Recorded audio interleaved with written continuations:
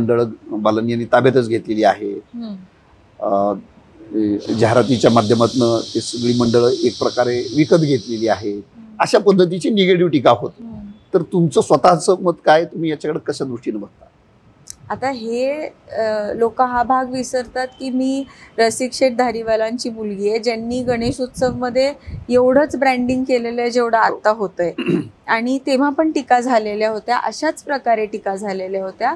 आणि मला असं वाटतं की म्हणजे त्याच्या मागचं इंटेन्शन माझ्या वडिलांचं असो नाही तर पुनीत यांचं असो, चांगलंच इंटेन्शन आहे की मंडळांना चांगल्या प्रकारे गणेश उत्सव सेलिब्रेट करता आला पाहिजे. आणि आमचे प्रॉडक्ट्स जे आहेत ते मार्केटमध्ये म्हणजे रिलेटेड आहेत म्हणून आम्ही जाहिराती करतो. तर त्याच्यात मला रॉंग नाही वाटत. टीका करणारे आता त्यांचे म्हणजे everybody has a right to have an opinion, तर ते त्यांचं ओपिनियन आहे.